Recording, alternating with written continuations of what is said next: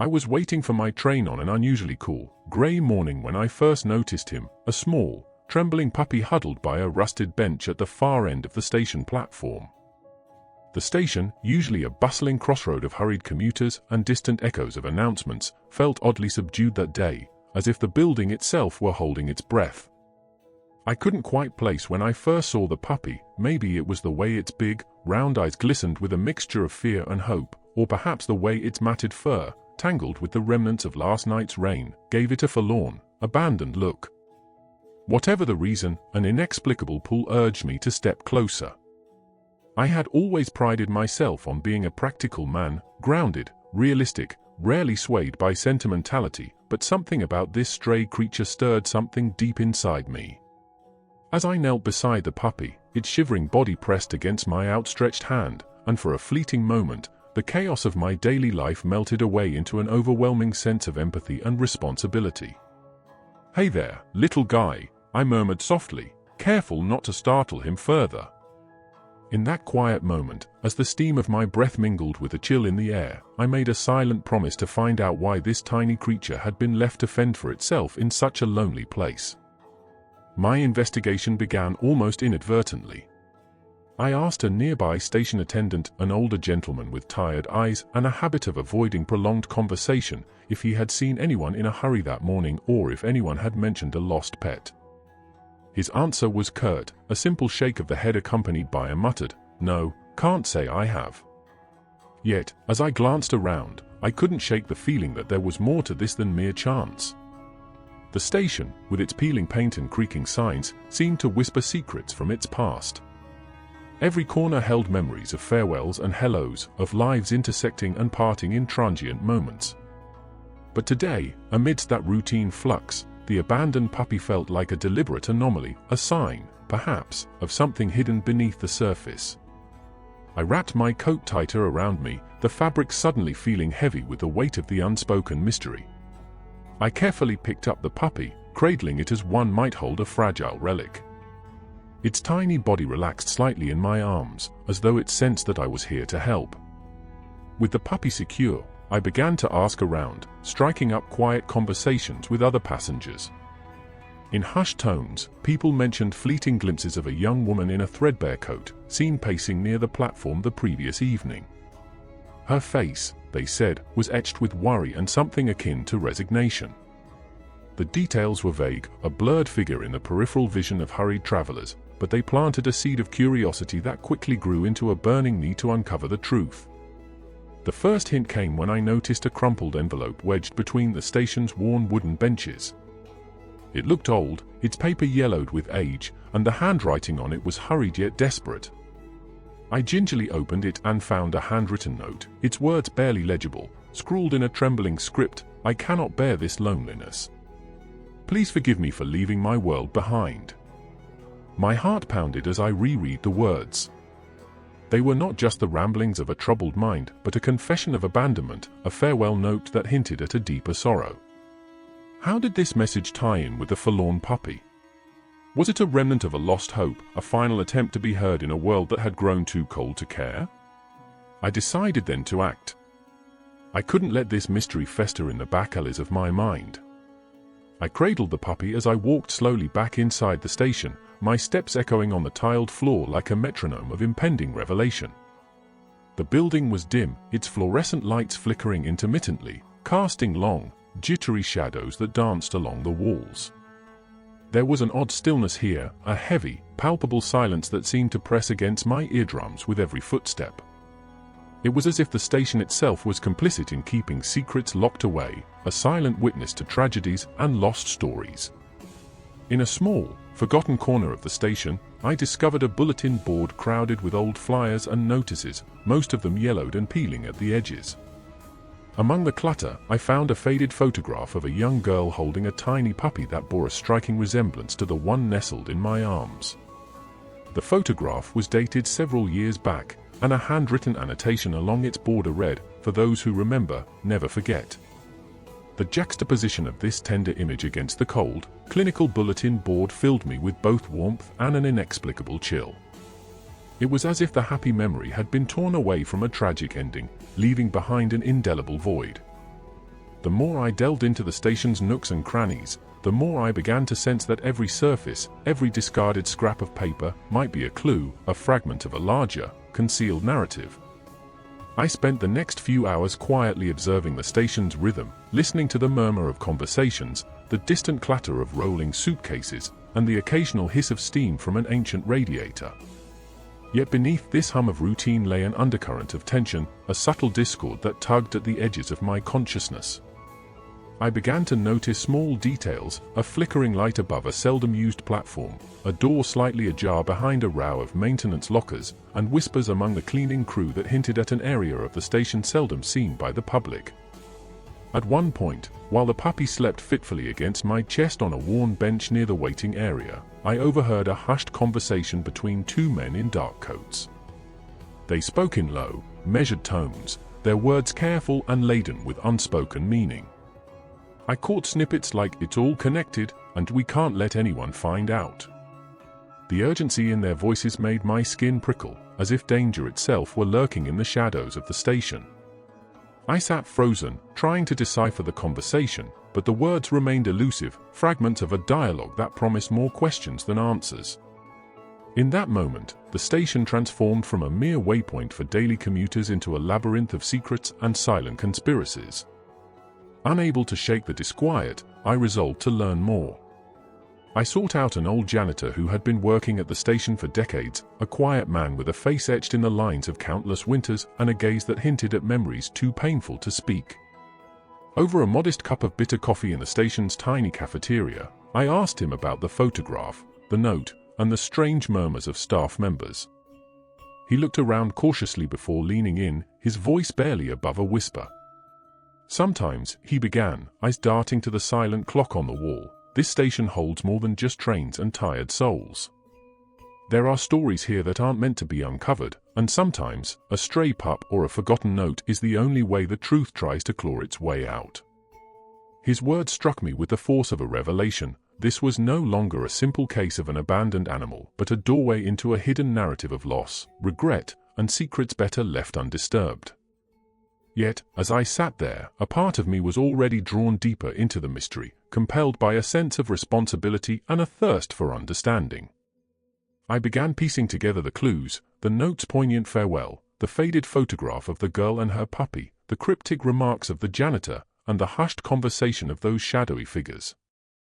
Each element formed a puzzle, a fragmented mosaic of a past that had been deliberately obscured by time and perhaps by those who wished to forget. I wondered if the puppy was the key, a living remnant of a story that had been abandoned long ago, much like its fragile form was left to shiver in the cold. As the day wore on, the station's atmosphere grew heavier, the interplay of light and shadow becoming more dramatic and unnerving. I found myself pacing the length of the platform, the puppy's soft whimpers urging me onward like a heartbeat of unspoken sorrow. There were moments when I felt the crushing weight of isolation, the vast, indifferent architecture of the station suddenly seeming to close in around me, the sound of my own breathing echoing in the cavernous space. In these moments, time seemed to stretch, and I became acutely aware of every minute detail, the scuff of my shoes on the cracked floor, the distant clamor of a departing train, and the quiet, rhythmic patter of rain against the glass windows. Determined to leave no stone unturned, I decided to explore the less frequented corridors behind the main waiting area. The further I ventured from the well-lit platforms, the more I sensed an unsettling stillness. Dust motes floated in the slivers of light that managed to penetrate the darkness, and the air grew colder, laced with the faint odor of damp wood and forgotten memories.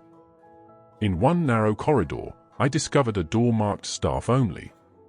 Its paint was chipped and the metal handle bore the scars of repeated use. My pulse quickened as I hesitated, torn between the rationality that urged me to return to the safety of the known and the insistent call of the mystery that lay beyond. After a long internal debate, I steeled my resolve and pushed the door open. Beyond lay a cramped, cluttered space that resembled a storage room more than a part of a modern train station. Stacks of old files, faded posters, and disassembled equipment were haphazardly arranged, as if this room were a repository for all the forgotten chapters of the station's history. As I sifted through a pile of dusty newspapers, I came across an article from nearly a decade ago, a feature about a young family who had frequented the station. The article mentioned a little girl who was inseparable from her puppy, a detail that sent a shiver down my spine. The article ended abruptly, as though the family had suddenly vanished from public record, leaving behind only fragmented memories and unanswered questions. I couldn't help but draw parallels between the article and the photograph I had seen on the bulletin board. It was as if the station itself had been witness to a tragedy that had been meticulously erased from its official records. The realization that the abandoned puppy might be connected to this long-forgotten family made my heart ache with both sorrow and a fierce determination to unearth the truth. I spent what felt like hours poring over documents, my eyes straining to decipher faded ink and cryptic annotations.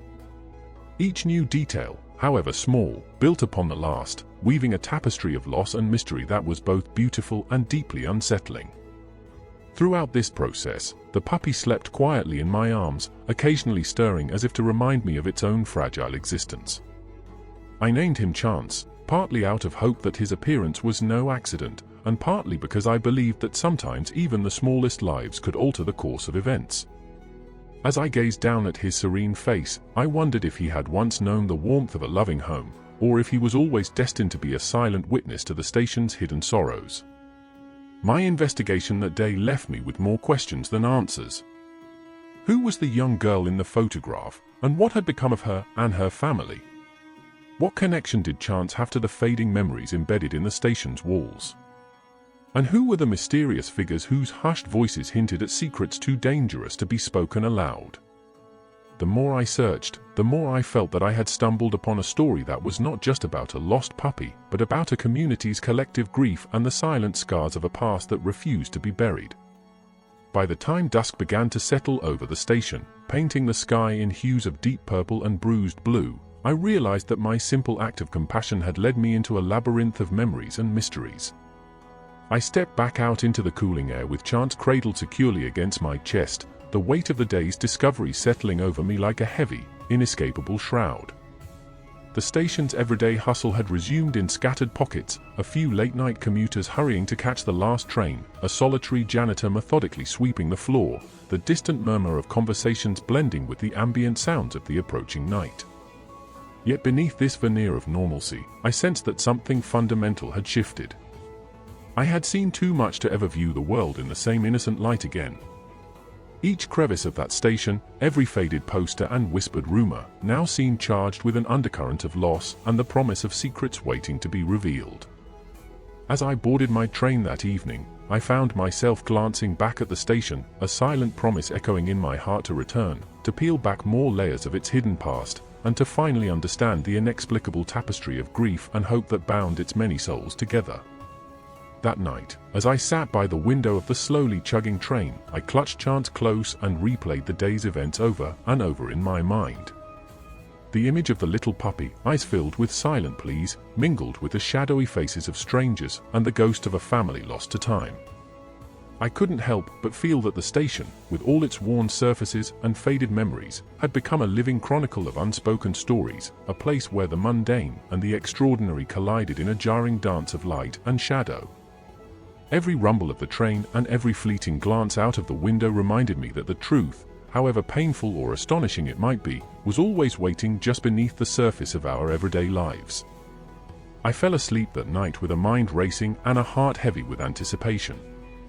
I knew, deep down, that this was only the beginning, a single thread of a vast tapestry that I was determined to unravel.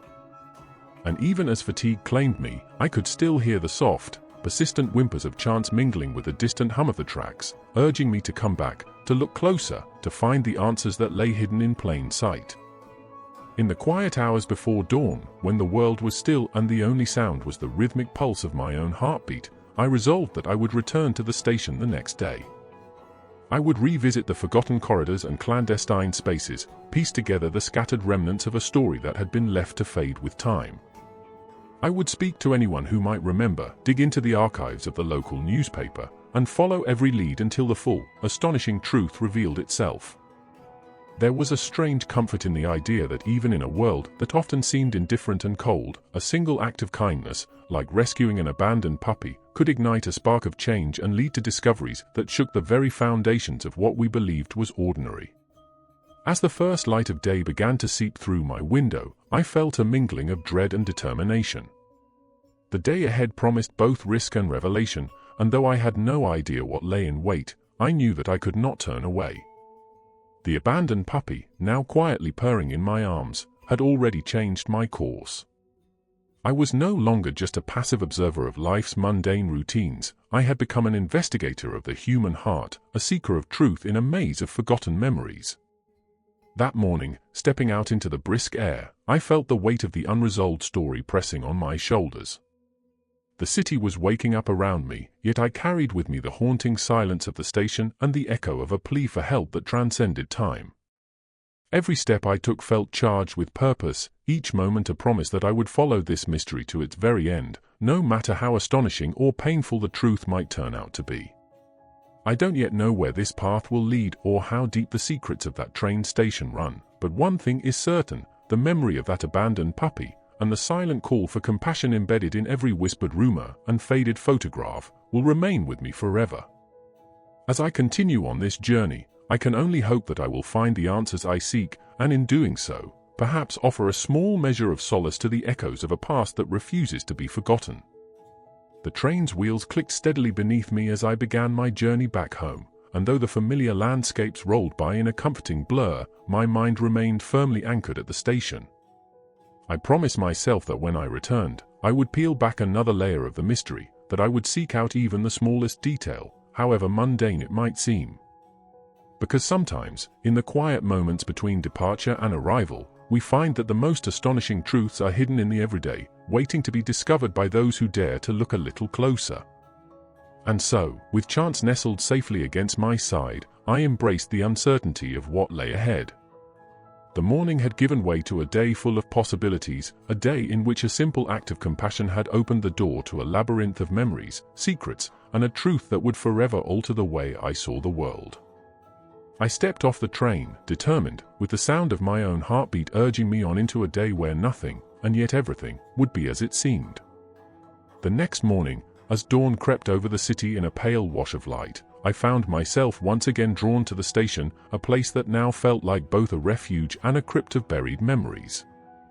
The mist hung low over the platform, blurring the edges of reality into soft, indistinct shapes. With chance tucked safely in my arms, I stepped through the glass doors, every step measured and heavy with the residue of yesterday's revelations.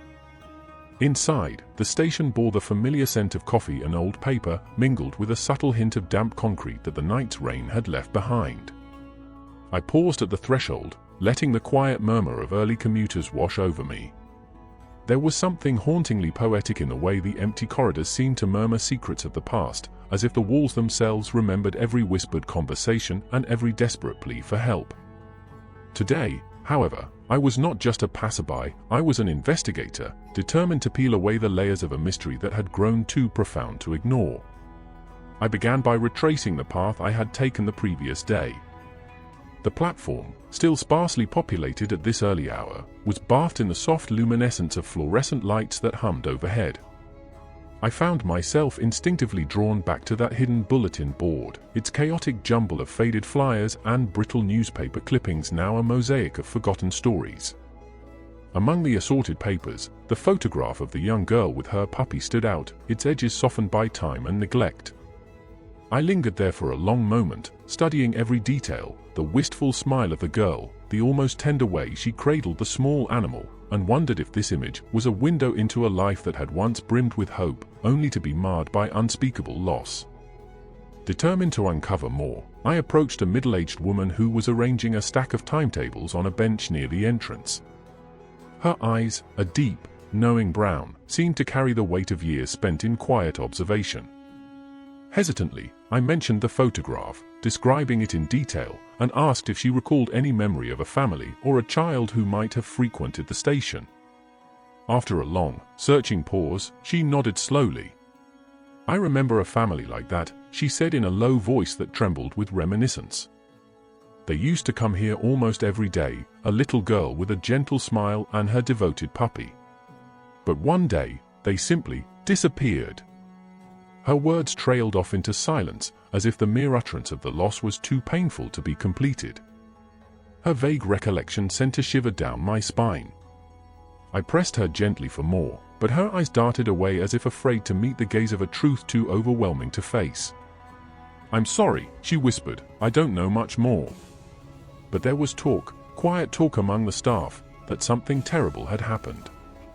Some say the family was caught up in circumstances beyond their control, others that they left to escape a burden they could no longer bear. With that, she excused herself, leaving me with more questions than answers and a heart aching with the weight of unspoken tragedy. Unsatisfied yet fueled by a need to understand, I decided to explore further into the less frequented parts of the station.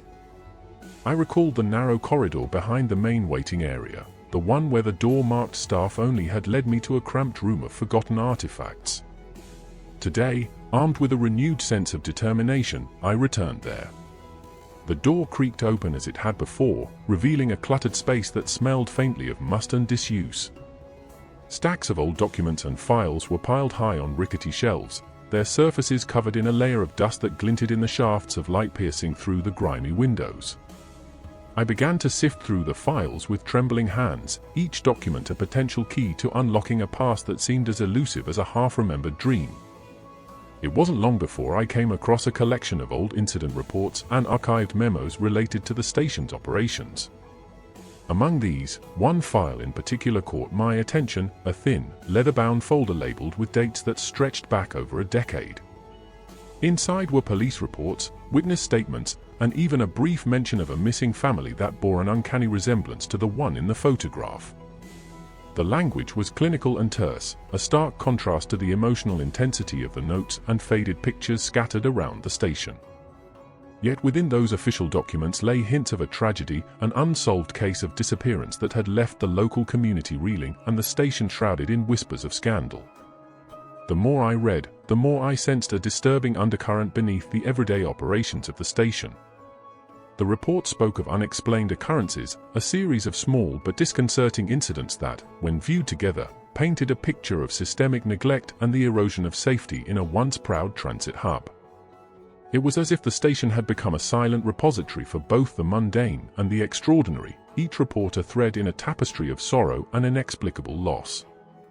With the file clutched tightly in my hand, I emerged from the storage room, my mind swirling with new questions. Who was this family? What calamity had befallen them, and how did it connect to the lonely puppy that had first captured my attention? I took a moment to steady myself, feeling the steady, reassuring heartbeat of chance against my chest, a small, living beacon of hope amidst the gathering gloom. As I made my way back to the main concourse, I found that the station's usual morning bustle had begun. Commuters hurried along the platforms, their expressions absorbed in thoughts of daily routines and upcoming responsibilities. Yet beneath their focused determination, I sensed a latent tension, a collective awareness that something was amiss, though no one could quite put their finger on it. Even the digital clocks overhead, ticking relentlessly towards departures and arrivals, seemed to pulse with an undercurrent of urgency. I decided to find someone who might have a more intimate connection with the station's hidden history, a longtime employee who had seen the station through its many transformations. Eventually, I located an older man named Harold, whose wiry frame and lined face spoke of decades spent amidst the ebb and flow of countless lives. Over a cup of tepid coffee in a back office, I carefully broached the subject of the missing family and the photograph that had so deeply unsettled me. Harold's eyes grew distant as he sipped his drink, and for a long while, he said nothing. Finally, in a voice that wavered between sorrow and resignation, he recounted a memory that seemed to belong to another era. There was a time, Harold began slowly, when this station was more than just a stop on a map. It was a crossroads for souls looking for a new beginning. I remember the little girl, Emily, they called her, and her puppy, a sprightly little thing that always wagged its tail at anyone who showed it a bit of kindness. Then one day, everything changed. A series of unfortunate events, a tragedy that none of us could have foreseen. The family was engulfed by despair, and just like that, they vanished into the shadows of time. Some say they left to escape unbearable sorrow, others whisper that something more sinister was at play, though no one ever found solid proof. Harold's voice dropped to a murmur, as if the mere memory was enough to summon the ghosts of the past. His story, half recalled and steeped in melancholy, resonated with me deeply. It was as if every whispered detail, every hesitant pause, confirmed that the station was a living repository of human pain, a place where the normalcy of daily transit collided with the extraordinary, heart-wrenching narratives of those who had lost everything. I left Harold with a quiet thank you, my mind a tumult of thoughts and emotions. Returning to the platform, I sought a quiet corner to reflect on the morning's discoveries. I sat on a worn bench, the cold metal beneath me anchoring my thoughts as I opened the leather-bound folder once more. As I carefully examined the pages, one particular report caught my eye, a brief, almost cryptic entry that mentioned an incident at the depot and referenced a series of unexplained delays and odd occurrences in the days leading up to the family's disappearance. There was no definitive conclusion, only a series of dates and times that, when laid out in sequence, hinted at a pattern of disturbances that defied ordinary explanation. A chill ran down my spine. Had I inadvertently stumbled upon a record of something far more unsettling than a mere case of a missing family? The language in the report was clinical, yet its implications were anything but mundane. I felt as though I were reading the margins of a story that someone had desperately tried to hide, a narrative that spanned not only the fate of one family but also the very character of the station itself. The station began to swell with the sounds of life once more. Announcements over the loudspeakers called out train departures and arrivals, and the steady thrum of conversation returned. But within that familiar din, I could still sense the echoes of a sorrowful past, a persistent reminder that even the most ordinary places could harbor secrets that shook the foundations of our understanding. I knew I could not leave without learning more about the final piece of the puzzle, the origins of the note I had found. That small scrap of paper, with its trembling, handwritten farewell, had haunted me since the day I first read it. Who had penned those words, and what despair had driven them to leave such a haunting message behind? With a deep breath, I resolved to seek out anyone who might have known the person behind the note, even if it meant delving into the station's oldest, most shadowed corners. My next stop was the station's small archive room, tucked away behind a door marked Historical Records. The room was a sanctuary of the past, its walls lined with filing cabinets and boxes filled with yellowed newspapers and brittle photographs. Here, in the quiet solitude among relics of bygone eras, I felt as though I were approaching the heart of the mystery. I began sifting through old clippings, searching for any mention of a note or a family that matched the fragments of memory I had gathered from the previous day. Hours passed in a haze of concentrated effort.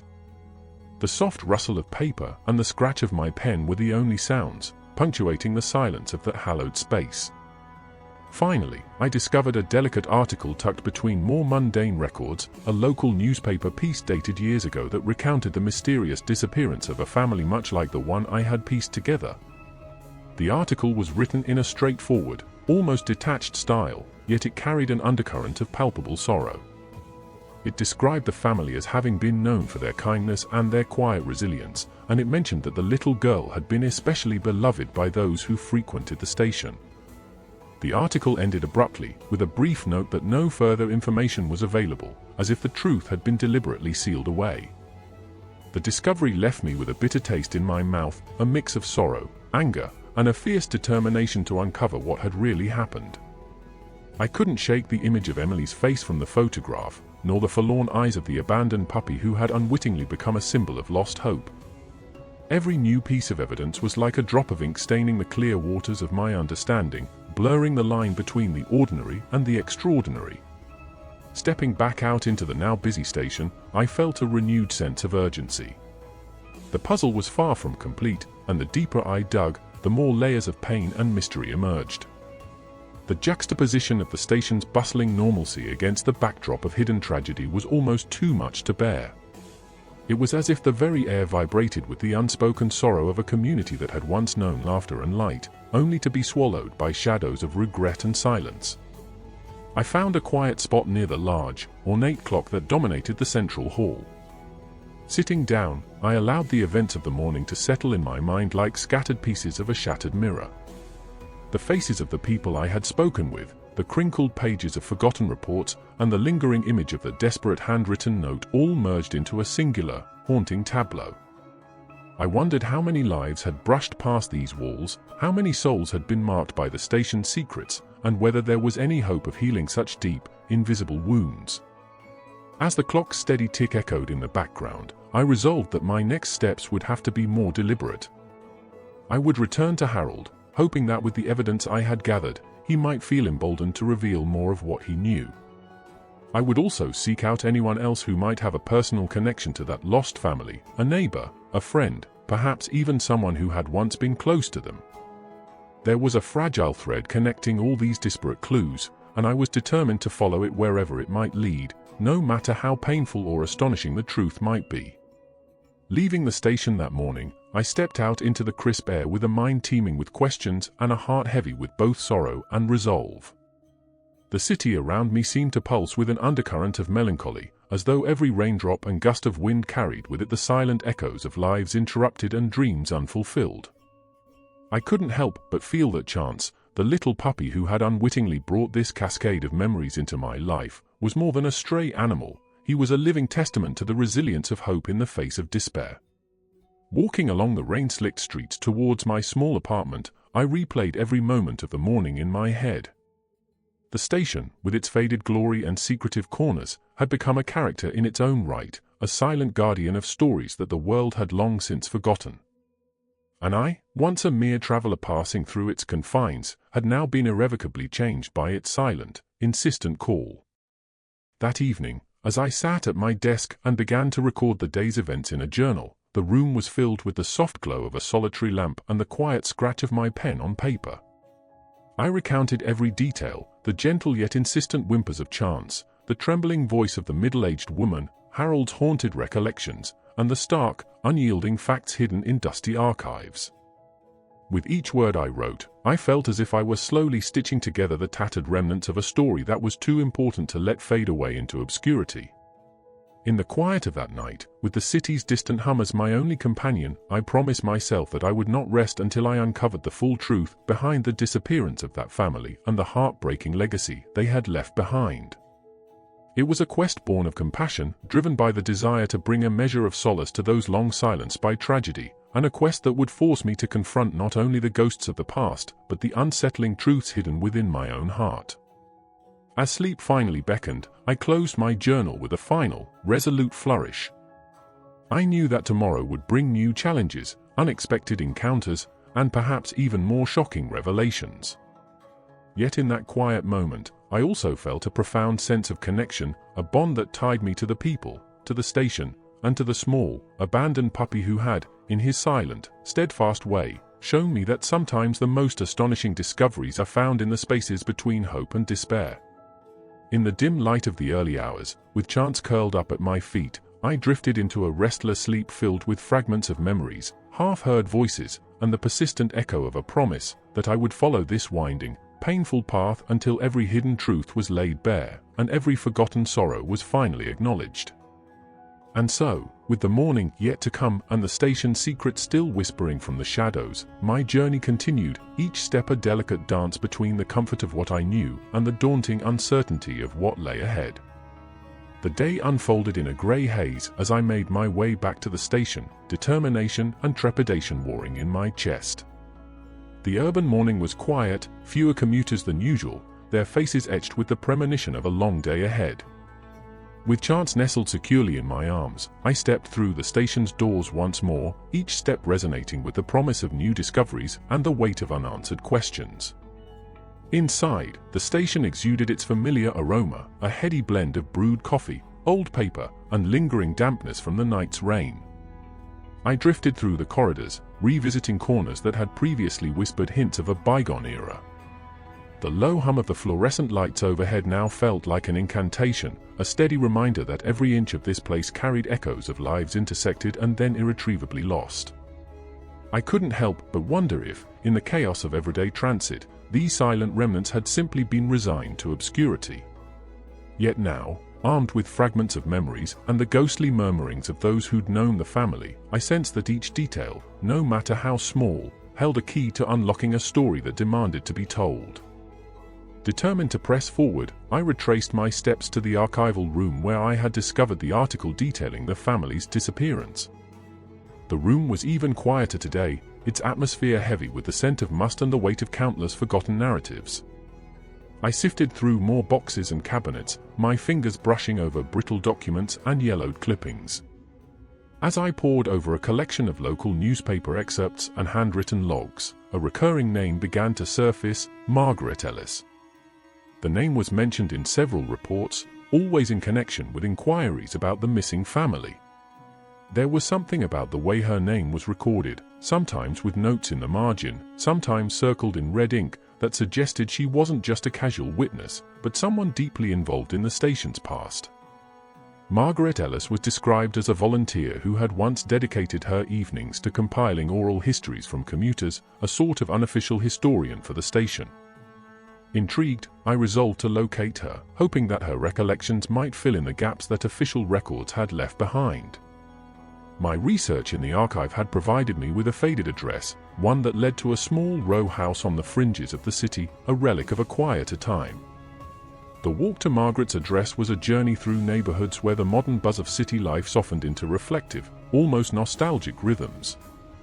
The streets, lined with aging brick buildings and time-worn lampposts, seemed to whisper stories of days when communities were closer, when each face on the block carried a history intertwined with those around them. I felt as if I were walking on a threshold between the past and the present, every step bridging decades of memories. At the modest door of the row house, I hesitated briefly before knocking. The sound of my knock reverberated against the wood, and I waited with bated breath. The door creaked open to reveal an elderly woman whose eyes sparkled with a mixture of wariness and warmth. Her face was lined with the delicate marks of time, yet there was a strength in her gaze that belied the fragility of her appearance. "Can I help you?" she asked softly, her voice carrying both a tremor of uncertainty and a note of gentle authority. "I'm sorry to intrude," I began, "but I'm looking for Margaret Ellis." "I understand you might be her?" I managed, my voice betraying the urgency of my quest.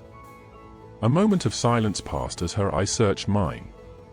Then, with a hesitant nod, she stepped aside and motioned for me to enter.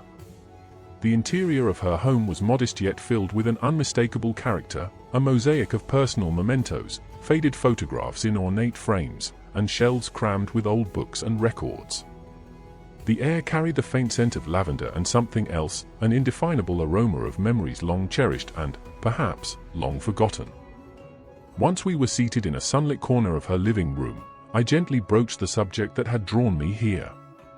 I explained my discovery at the station, the photograph, the notes, the missing family, and how all of it pointed to a history too painful to be swept aside.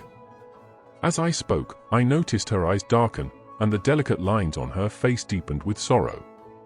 "You're speaking of the Ellis family," she said quietly, as if tasting the words. "Yes, I was there, not as a member of the family, but as someone who tried to preserve their memory." Her voice wavered for a moment before she continued, "It was a different time. The station wasn't merely a hub for trains, it was a sanctuary for the lost, a place where hope was both kindled and extinguished in the blink of an eye." Margaret's recollections flowed in a measured cadence. She described how, years ago, the station had been the meeting ground for a diverse tapestry of souls, travelers, dreamers, and those whose burdens were too heavy to bear in the light of day. Amid these countless transient stories, one particular family had left an indelible mark on her heart, a family that had been both gentle and vibrant, until fate conspired to tear them apart. She spoke of a little girl named Emily, whose laughter had once echoed in the station's halls, and her loyal puppy, a creature that had become a beacon of light in the midst of relentless despair. Margaret's eyes glistened with unshed tears as she recounted how the family had faced mounting hardships. There was an air of foreboding about them, something that you couldn't quite put your finger on, she murmured. It was as if their very presence disrupted the monotony of everyday life, hinting at secrets and sorrows too deep to be shared openly. And then, one day, they vanished. No one knew what became of them, and the silence that followed was more haunting than any confession. Her narrative was interwoven with moments of clear, heart-rending detail, the sight of a tear-streaked farewell, hushed conversations in dimly lit corners, and the cryptic warnings exchanged among the station staff. I listened intently, feeling as if each word painted a brushstroke on a vast, sorrowful canvas. Margaret admitted that there were whispers, rumors of a tragic accident, of a secret that someone had desperately tried to bury, of a choice made in the depths of despair. Yet, she also revealed that there had always been a lingering hope that the truth might one day resurface, that in time, the memories of those lost would find their way back into the light. After a long pause, she leaned forward, her voice dropping to a conspiratorial whisper.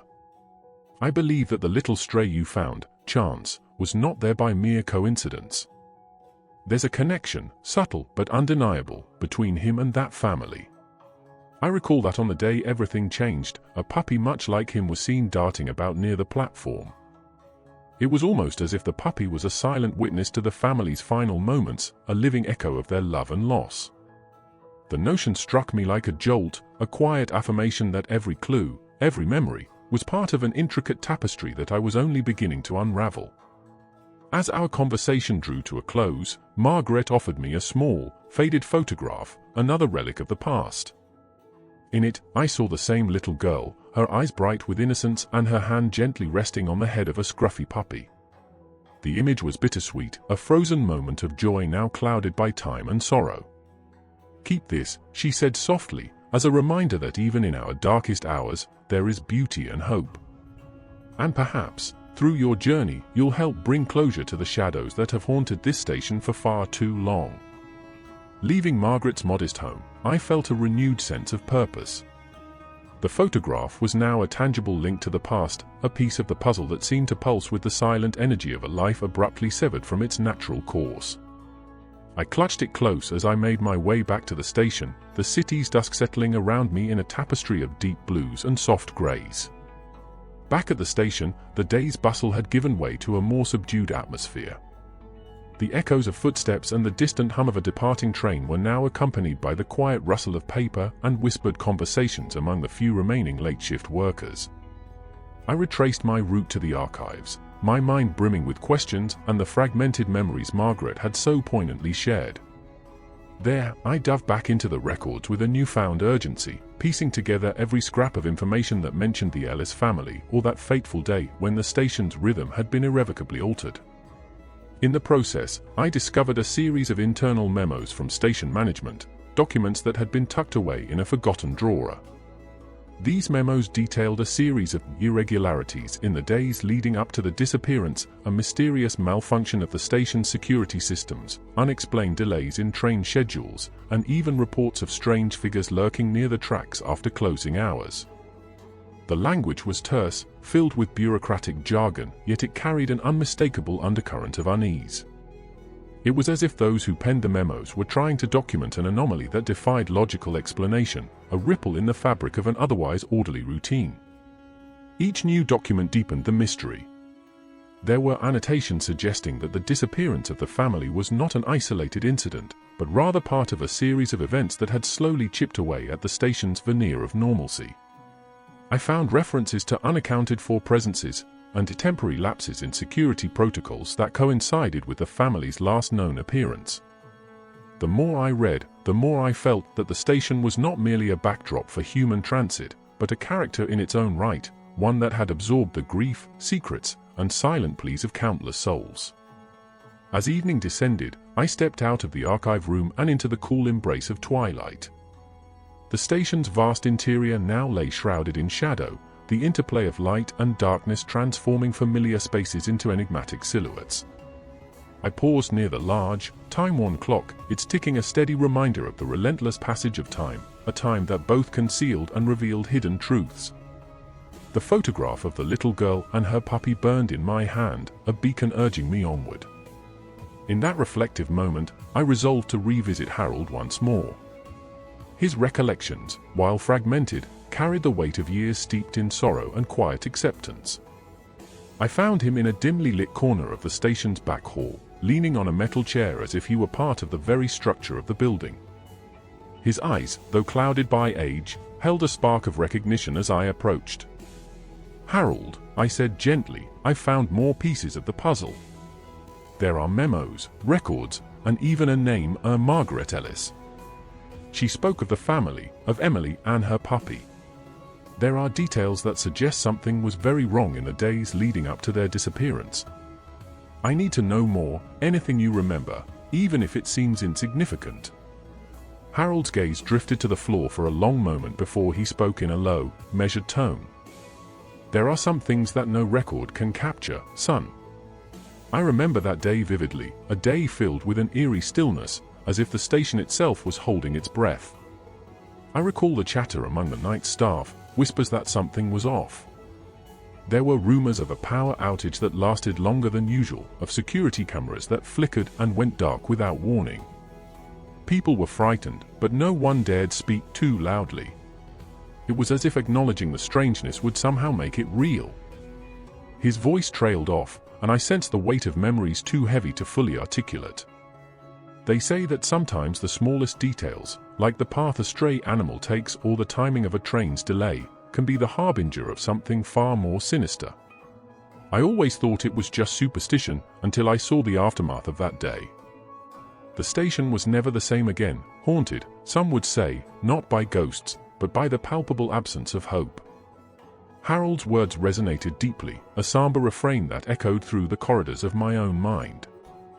I knew then that my journey was no longer a simple investigation into a missing family or an abandoned puppy. It was a quest to unearth the silent sorrows that lay buried beneath layers of routine and bureaucracy, to shine a light on the pain that had been swept under the rug of everyday life. As the night deepened, I left Harold with a promise to return and with a mind swirling with new revelations. The station's corridors, now bathed in the soft glow of emergency lights, felt like a labyrinth of memories, each turn a reminder that every life touched this place had left its mark. The interplay of shadows and light was no longer a mere play of aesthetics, it was a silent testament to the hidden narratives that pulsed beneath the surface.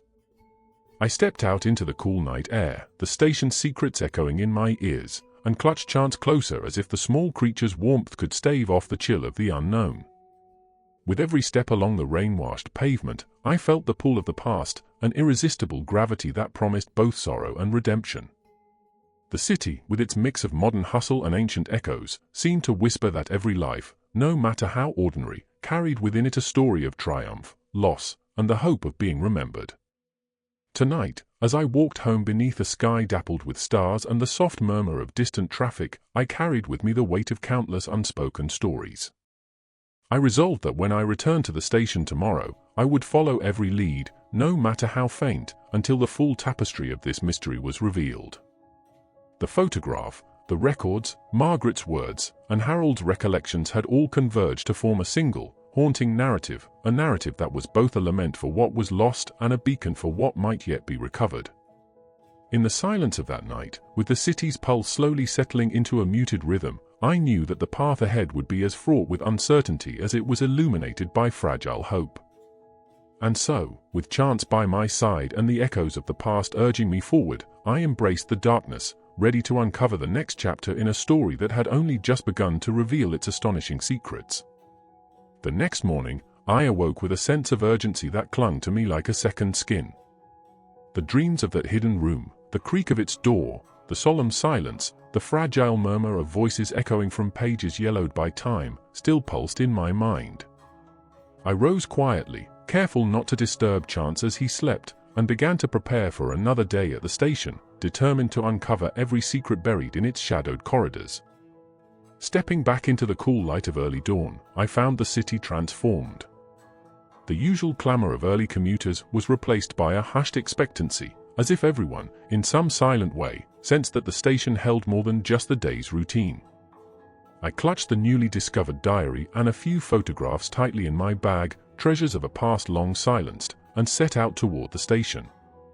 Inside, the building wore its history openly now. The corridors, though still marked by the daily rhythm of arrivals and departures, seemed to whisper with memories. Every peeling poster and faded notice resonated with the quiet grief and lingering hope of countless lives once brushed past these walls. As I walked, I couldn't help but feel that I was retracing the footsteps of those who had suffered here, and each step deepened my resolve to give voice to the forgotten. I made my way back to the narrow corridor behind the main waiting area, that secret passage that had led me to the room I had only glimpsed in fleeting wonder. There, the door, so unremarkable in the bustle of everyday activity, seemed to pulse with a hidden life of its own. With a hesitant hand, I pushed it open and stepped inside again. The room, though dim and cloaked in dust, now appeared almost sacred in its solitude. Its single, flickering bulb cast uneven shadows on the walls, as if trying to mimic the staccato rhythm of a fading heartbeat. The table in the center was still cluttered with fragments of the past, scattered photographs, loose papers, and the diary I had taken. I sat down and carefully opened the diary once more, the brittle pages releasing a faint, musty scent as I turned them. The handwriting, delicate yet insistent, revealed the inner turmoil of a man burdened by responsibilities too heavy for one soul. He chronicled the days leading up to the disappearance of the family, each entry a mixture of meticulous record and raw confession. One passage, in particular, sent a chill racing down my spine. On that fateful night, as the lights faltered and the station seemed to exhale its last warmth, I witnessed a moment that defies explanation. In the ensuing darkness, a figure appeared at the far end of the corridor, a man, or perhaps a shadow of a man, whose eyes held a cold, unnerving resolve. For a heartbeat, I believed that time itself had paused, as if the station was silently mourning the loss of something irreplaceable. The words, though written so long ago, resonated with an immediacy that left me breathless. I could almost hear the echo of that solitary voice, laden with sorrow and a desperate need to warn, as though the diary's author had sensed that the station's secrets were too heavy a burden to bear alone. With the diary as my guide, I began cross-referencing its entries with the old archival records I had painstakingly gathered over the previous days. I spread out the faded photographs and clippings on a rickety table in the back of the archival room, and with a notebook and pen, I started drawing connections between dates, events, and names. The evidence suggested a disturbing pattern, a cycle of anomalies, mysterious power outages, and inexplicable lapses in the station's security that all converged on that ill-fated day. It was as if the very structure of the station had been complicit in concealing its darkest moments. I recalled Harold's somber words from the previous evening. There are some things that no record can capture, a feeling of dread that seeps into your bones when you realize the station is mourning. Now, with the diary's candid revelations and the archival memos whispering of unaccounted-for presences, I felt that invisible shroud of despair more keenly than ever. The station wasn't just a backdrop for daily transit, it was a living, breathing entity, its heartbroken pulse marked by tragedies that no one dared to speak of openly.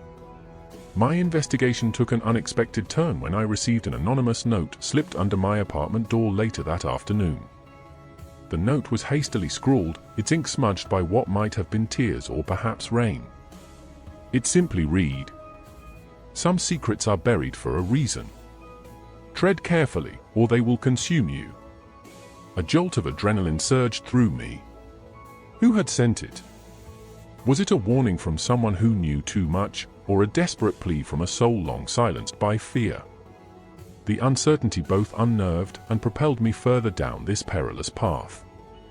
I knew I had to confront those who had been at the heart of the station's history, and so I resolved to meet with Harold again. When I returned to his modest refuge in the back hall of the station, I found him waiting, eyes clouded with the heavy wisdom of decades. I unfolded the note before him, watching his expression tighten as he read the ominous words. "Sometimes," he said slowly, "the past is not eager to be disturbed. There are forces at work here that go beyond our understanding, remnants of old decisions and lost souls that haunt these corridors. You must be very careful." His warning, delivered with a tremor in his voice, struck me with the gravity of its truth. Yet, despite the palpable fear it evoked, I felt an even stronger resolve to continue. There was no turning back now, not when every scrap of evidence, every whispered memory, pointed to a tragedy that deserved to be fully known. Together, Harold and I pored over the new and old documents, the diary, and even the anonymous note, trying to discern a coherent narrative from the chaos of memories and half-truths.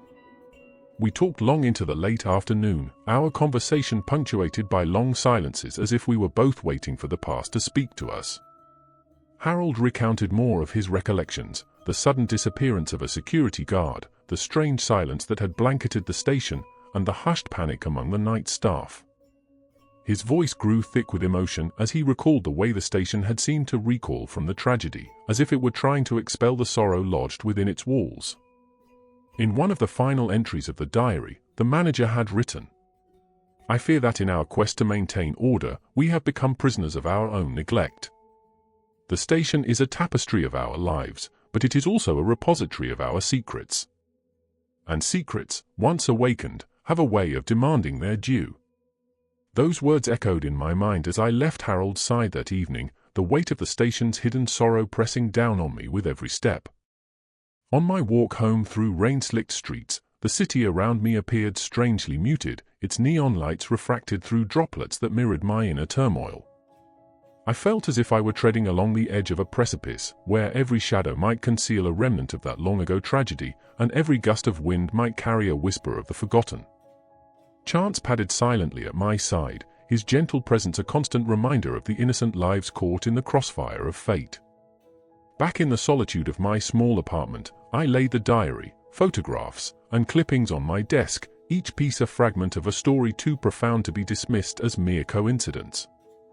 I spent hours rereading the entries, tracing the invisible threads that connected the station's everyday hum with the extraordinary events that had shattered its peace.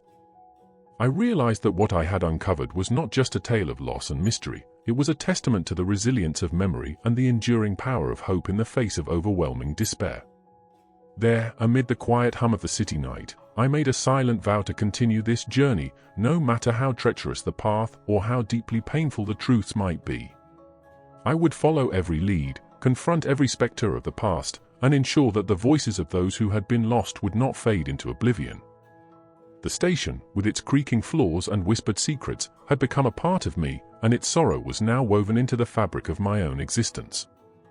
Even as I drifted into a restless sleep that night, haunted by fragmented dreams of flickering lights and distant knocks, I felt a steadfast determination stirring within me. The investigation was far from over. The hidden chamber, the diary's revelations, and Harold's warnings were but the opening notes of a symphony of sorrow and truth that I was destined to conduct. With every piece of the puzzle slowly coming together, I could only hope that, in exposing the station's dark secrets, I might also find a way to heal the deep, unspoken wounds of the past. And so, as the new day beckoned on the horizon, I embraced the uncertainty of what lay ahead. With chance by my side and the whispers of the station echoing in my ears, I prepared myself for the next step in this journey.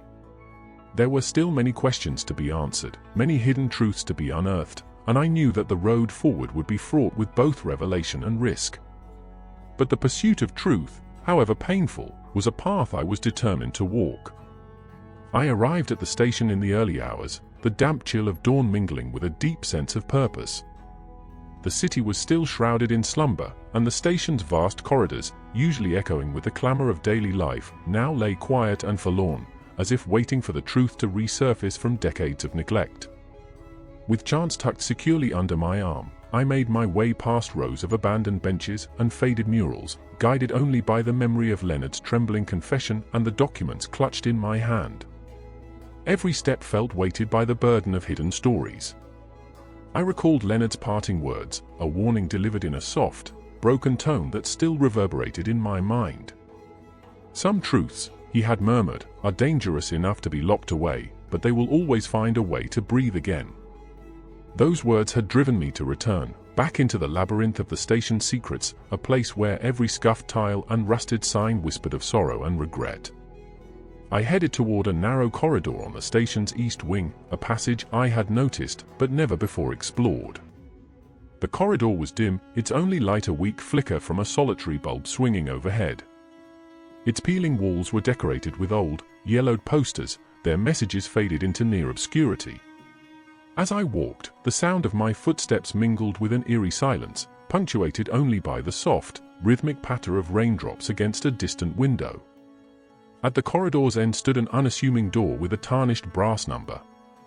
I hesitated for a moment, feeling as though I were about to cross a threshold not only into another room, but into another era.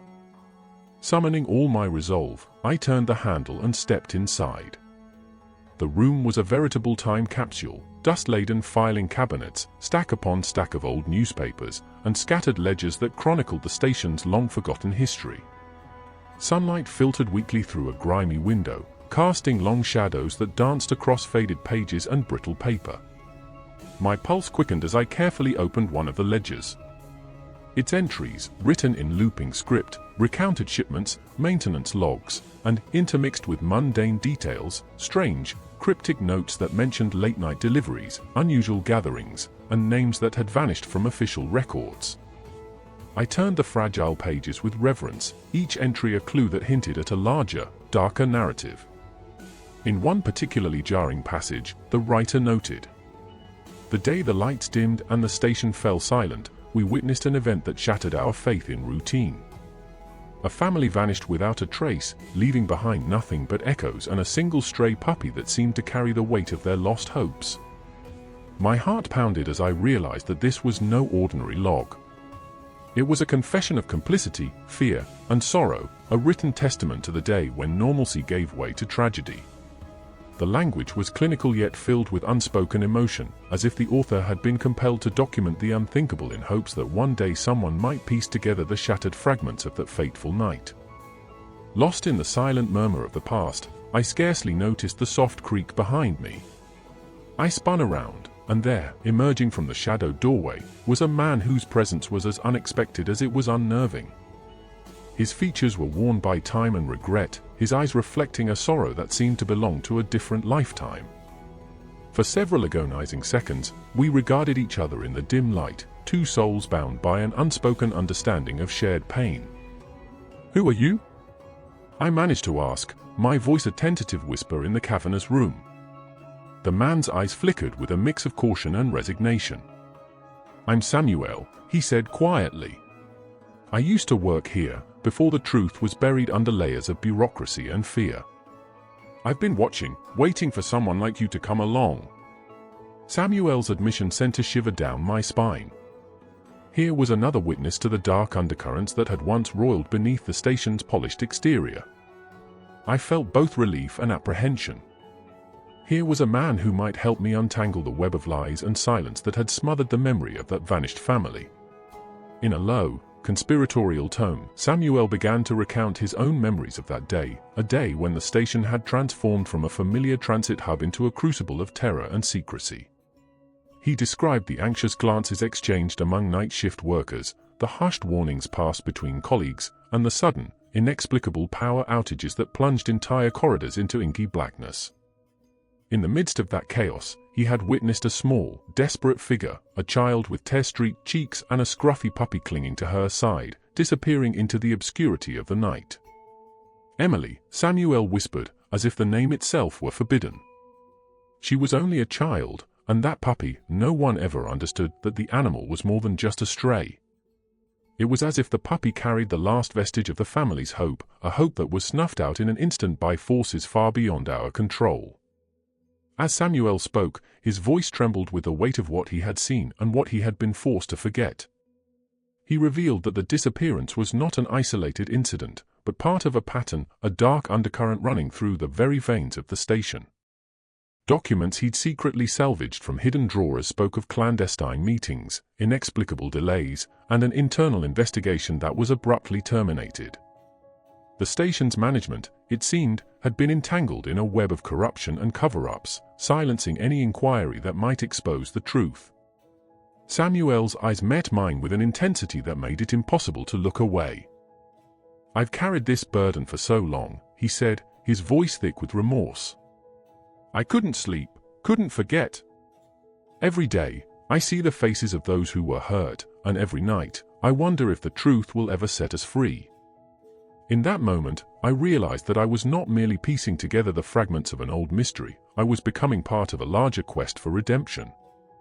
The station, with its peeling walls and hidden corridors, was more than a backdrop to my investigation. It was a silent repository of collective grief, a living monument to the secrets and sins of the past. Samuel produced from his pocket a crumpled envelope, its contents carefully folded within. "This," he said, "is the final piece of evidence that was meant to be destroyed. It's the police report from the day after the disappearance, a report that was classified and then quietly shelved away. It contains details that the public was never meant to know." My hands trembled as I accepted the envelope. The weight of it seemed to embody the heavy silence of the station itself. I opened it slowly, mindful of every sound, every rustle of paper. Inside lay the report, a stark, unembellished document that confirmed the disappearance of the family and, more disturbingly, noted irregularities in station security that had been conveniently dismissed. The report mentioned vague, unaccounted for events and temporary lapses that, when considered alongside Samuel's testimony, painted a picture of deliberate negligence, or worse. As I absorbed the damning details, the station around me seemed to close in, its every creak and groan echoing the lament of lives lost to a system that chose silence over accountability. Samuel's confession and the evidence in my hands confirmed what I had long suspected, that beneath the veneer of everyday routine lay a festering wound, one that had been left untreated for far too long. The sun was beginning to dip behind the horizon as I finally stepped out of that hidden room, leaving Samuel and the painful memories behind. The cool evening air did little to dispel the heavy burden in my heart, but it also carried a promise that the truth, no matter how obscured or painful, could not remain hidden forever. As I made my way back to the platform, I glanced around at the station with new eyes. Every shadow, every whispered echo seemed to speak of a past that refused to be forgotten. I knew that my journey was far from over. The documents and confessions I had gathered were but stepping stones toward a deeper, more unsettling truth, a truth that had left scars on every soul who had walked these corridors.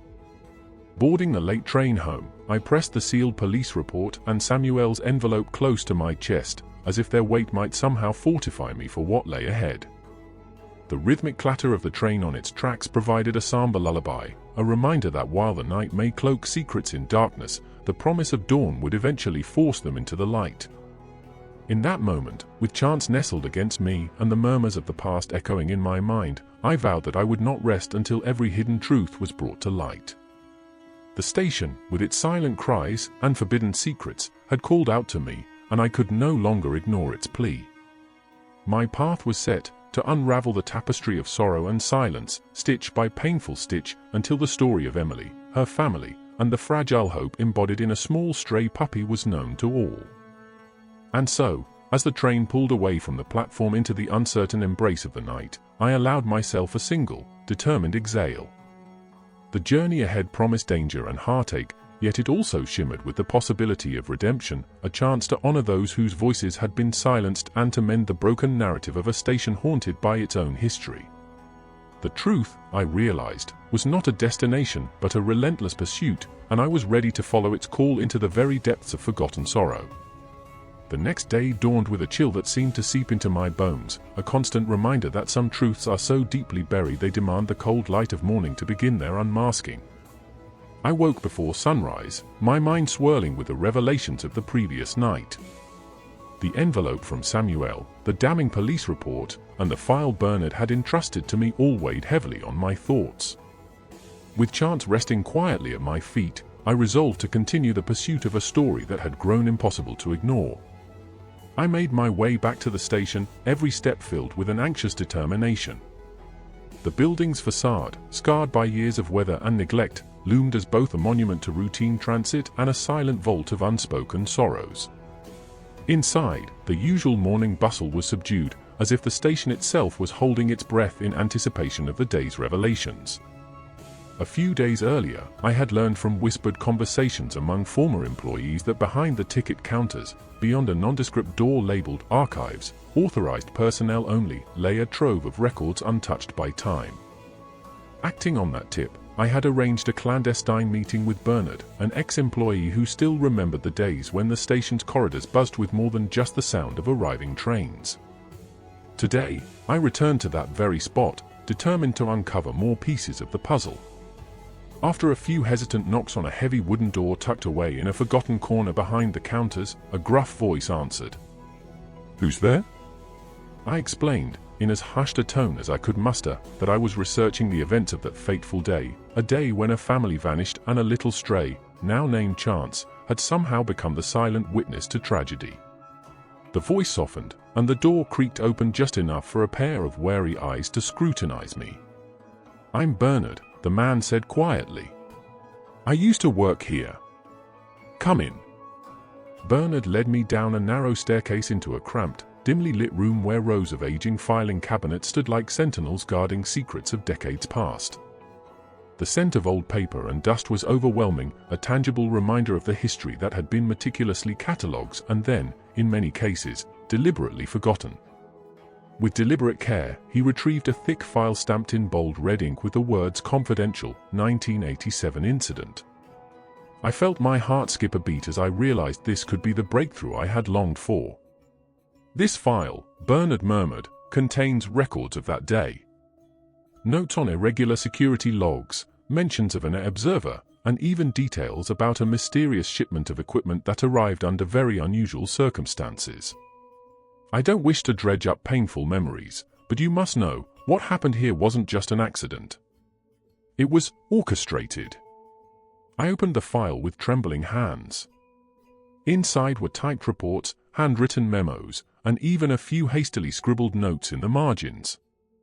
One entry read, "At approximately 11:47 p.m., during an unscheduled power fluctuation, several unauthorized personnel were seen near the sub-basement. The presence of an observer was confirmed by security logs, though no one was ever able to verify the identity of this individual. The incident remains unaccounted for in official reports." Each word was like a shard of glass cutting through the veneer of normalcy I had once taken for granted. Bernard's quiet voice interjected as he recalled that fateful evening. "I remember that day as if it were etched into my soul. The station was tense, the air thick with unspoken fear. I saw Thomas, one of the security guards, acting as if he were trying to hide something. When I asked him, he just muttered, 'It's best not to know.' And then, silence. That silence swallowed everything. I pressed him for more, but Bernard's eyes grew distant. 'I'm giving you what I have. Just be careful. The deeper you go, the more you might find that some things are best left undisturbed.' His warning echoed in my ears as I carefully copied every detail into my notebook, cross-referencing them with the diary entries, the police report, and Samuel's earlier testimony. Once I left the archive room, the station's corridors appeared to pulsate with hidden life. The familiar clatter of footsteps and distant announcements now carried an undercurrent of regret and latent menace. I wandered back to a quiet bench near the grand clock in the main hall, the red-stamped file and my own notes forming an intricate timeline that pointed to a day of dark intrigue, a day when the station became the stage for an experiment in control and suppression.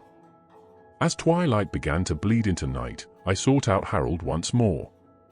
I found him seated on a worn bench near a secluded corner of the platform, his weathered face illuminated by the soft glow of a single overhead light. His eyes, heavy with memories, met mine as I explained. Bernard showed me files that mention a mysterious observer and a shipment of equipment that night.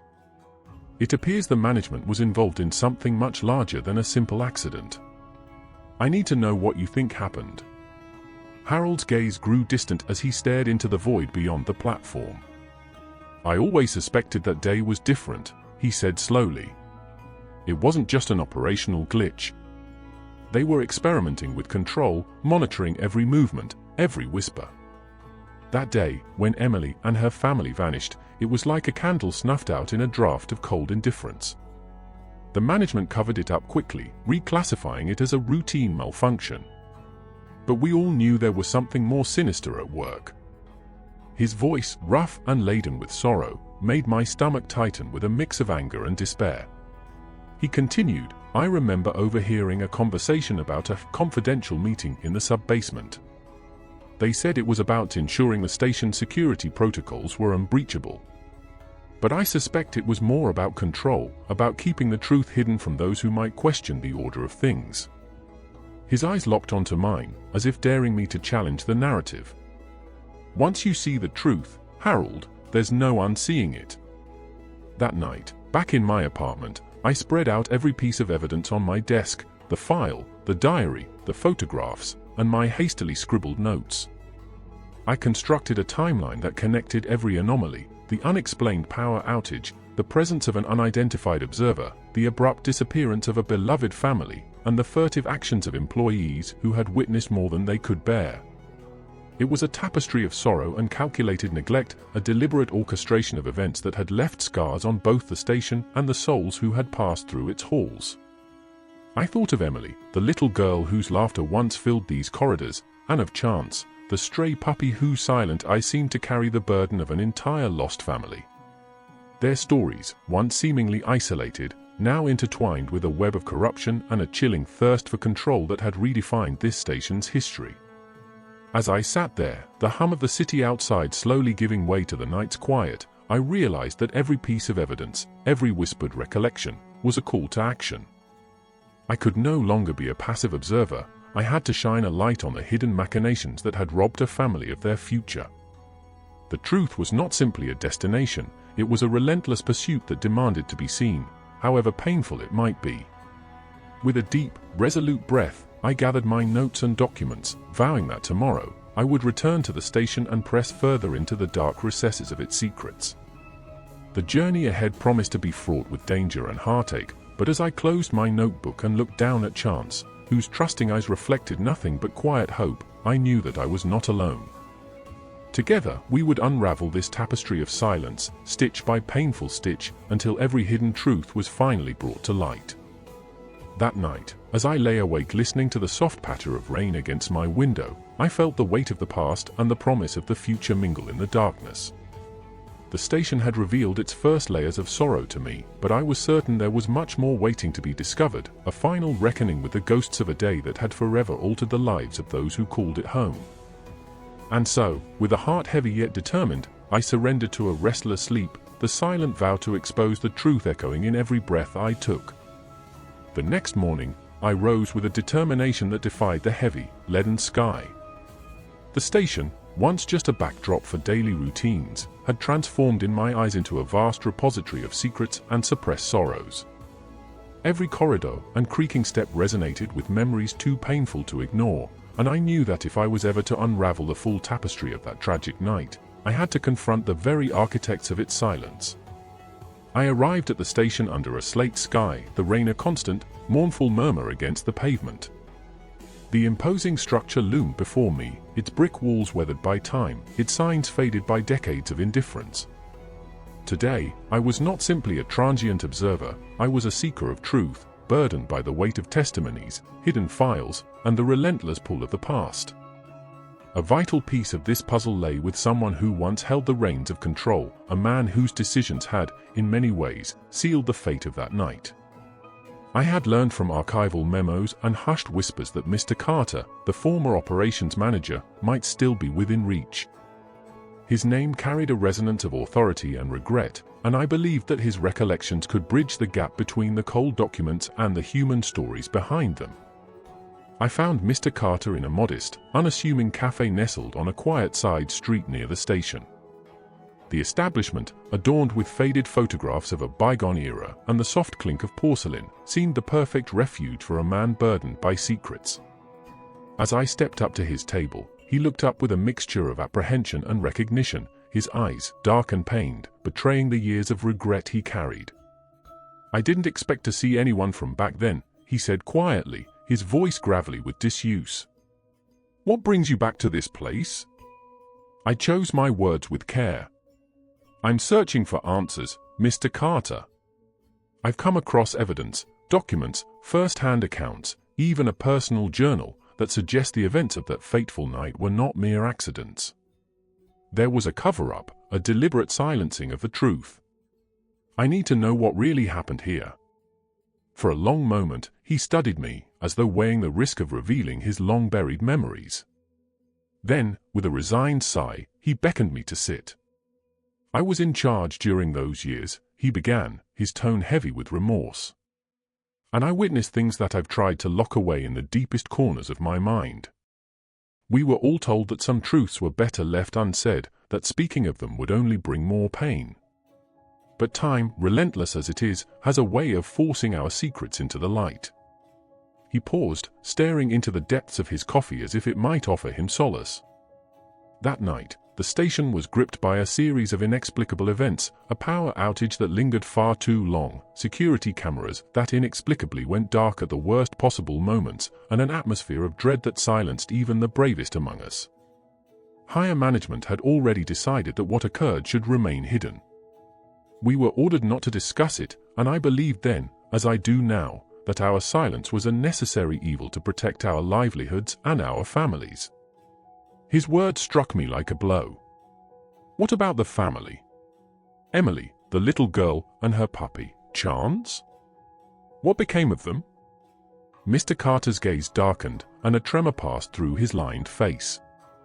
I wasn't directly involved in their case, but I knew enough to understand that their disappearance wasn't a random tragedy. There was something calculated in the way events unfolded that night.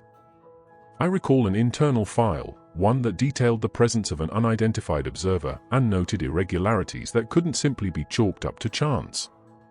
We were silenced, coerced into inaction. I was promised protection if I kept quiet, and for years, that promise haunted me. He leaned forward, lowering his voice as if fearing the very sound might wake old ghosts. There is one final piece, a personal journal I kept during those turbulent days. It was my attempt to document the unspoken truths, to record the internal torment of a man caught between duty and conscience. I hid it, terrified that if it ever surfaced, it would reveal everything. But perhaps it's time it saw the light of day. From his weathered bag, Mr. Carter produced an aged, leather-bound journal. Its cover was soft with use, and the edges of its pages were yellowed with time. I accepted it with trembling hands, aware that in that journal lay a confession of guilt, sorrow, and the unmistakable imprint of a secret too burdensome to bear in silence. Leaving the cafe, the journal pressed tightly in my grasp, I retraced my steps back to the station. Each step was laden with the voices of the past, echoes of despair from Bernard's files, the quiet testimonies of Harold and Samuel, and the persistent, silent plea embodied by Chance, the stray puppy who had unwittingly become a symbol of hope amid tragedy. At my apartment later that evening, I settled by a single lamp's glow and began to read. Mr. Carter's journal was a raw, unvarnished chronicle of that night. In his meticulous, slanting script, he recorded the small but significant details, unexplained surges in the power grid, the oppressive silence that fell over the control room, and moments when he felt time itself had stuttered in shock. One entry read, "There was a moment when the control room was engulfed in an eerie stillness, as if the universe had paused to mourn the loss of innocence. We sat, transfixed by a series of events too surreal to accept as mere error. I knew then that the decisions made in silence that night would haunt me until my final breath." Each line was a testament to the emotional toll of witnessing the inexplicable, a record of the internal conflict between obeying orders and the moral imperative to speak out. As I turned each page, I felt the past pressing in on me, a confluence of regret and urgency that demanded acknowledgement. Outside, the storm had returned, rain drumming against my window in a steady, unrelenting cadence. The sound was both a lullaby and a dirge, a reminder that while nature marched on, human hearts could be frozen in moments of irrevocable loss. I knew that the journal was the final key, the piece that would complete the mosaic of evidence gathered from countless interviews, secret files, and whispered confessions. That night, as I sat before my desk with documents and photographs spread out like the pieces of a long-forgotten puzzle, I realized that the truth was no longer a distant, abstract concept. It was here, tangible and damning, woven into the fabric of every record and every tearful recollection. The station's legacy was one of deliberate concealment, a calculated effort to bury the memory of a family, to erase the evidence of an orchestrated silence that had cost lives and shattered futures. With the journal's revelations now seared into my consciousness, I resolved to transcribe every detail and safeguard the evidence until the day the truth could no longer be ignored. In that moment, as the storm outside raged on, I understood that my quest for answers was not merely about uncovering a long-buried scandal. It was about giving voice to those who had been silenced by fear and indifference, about ensuring that the memory of Emily, her family, and the quiet, resilient hope embodied by Chance would not be consigned to oblivion. As midnight approached, I finally allowed myself a brief respite. Yet even in sleep, the voices of the past stirred, whispers of regret, promises of retribution, and the persistent, unyielding call of truth.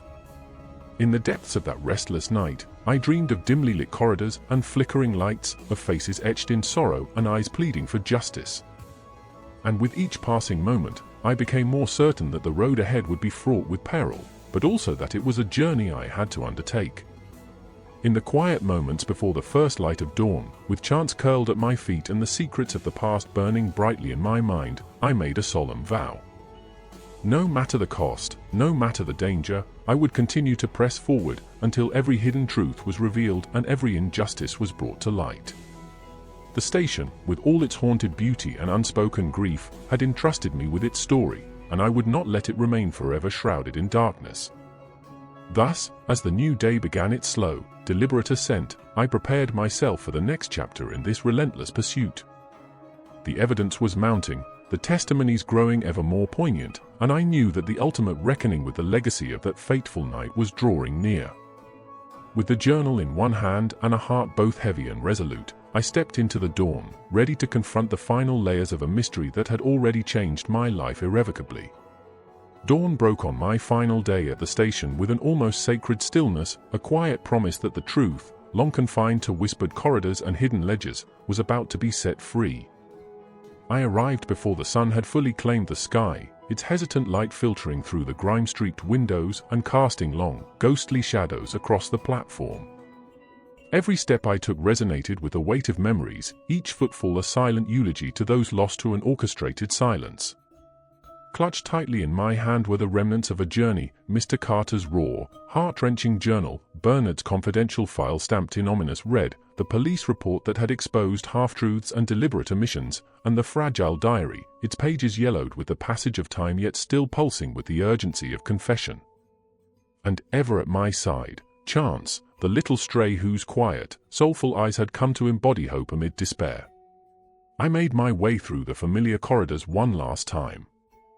The station, which for so long had been a mute witness to countless comings and goings, now seemed to pulse with a renewed life, a life burdened by sorrow yet desperate to be heard.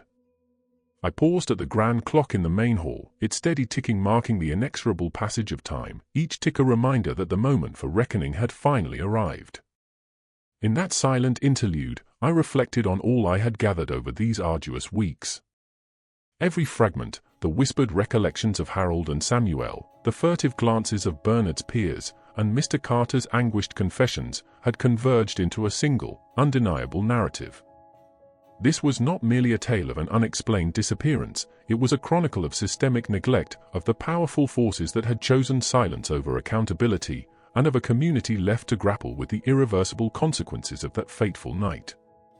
My resolve hardened. I could no longer allow the dark secrets of this place to remain buried in the recesses of bureaucracy and fear. I had to give voice to Emily, to the little girl whose laughter once filled these halls, to her family, whose hope was extinguished in an instant, and to every silent soul that had been forced to turn a blind eye. The truth, however painful, deserved its day in the light. Gathering the evidence with deliberate care, I made my way to the station's information desk, a place that, until now, had only ever been a hub for the mundane transactions of daily travel. Today, it would serve as the stage for a final confrontation between the past and the present. I placed each document in order on the counter, their edges trembling with the stories they carried. I could almost hear the murmurs of those who had suffered, their voices rising like a quiet chorus against the indifference of time. Just as I finished arranging the evidence, a figure appeared, a representative from the local oversight committee, summoned by an anonymous tip that had grown louder with every secret I unearthed. His eyes, cautious yet curious, took in the scene, the meticulous stack of files, the outpouring of raw emotion that seemed to linger in the air, and, unmistakably, the little stray puppy that sat by my feet, a living testament to the resilience of hope. In that moment, I knew my journey had reached its pivotal climax. With a voice that trembled between determination and sorrow, I recounted everything, the unexplained power outages, the covert meetings, the silent testimonies, and the undeniable evidence of a cover-up designed to bury the truth. I spoke of the family, of Emily and her loved ones, and of the countless lives forever altered by the station's tragic legacy. The committee member listened intently, his expression shifting from skepticism to solemn understanding. His pen scratched quietly as he took notes, and I saw in his eyes the dawning realization that the scars of that long-ago night ran deeper than anyone had dared to admit. When I finished, There was a pause, a fragile silence heavy with the promise of justice, and then he nodded.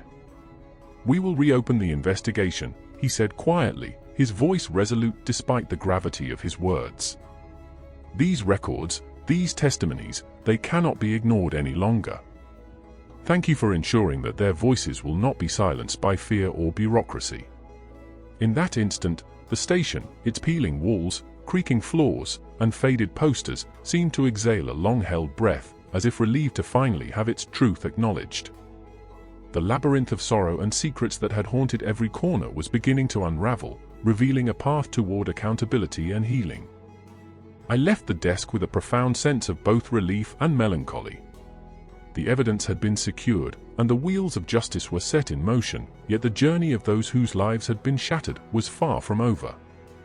The station's legacy would forever bear the imprint of that tragic night, but now, there was a chance for remembrance, for restitution, and for a cautious rebirth.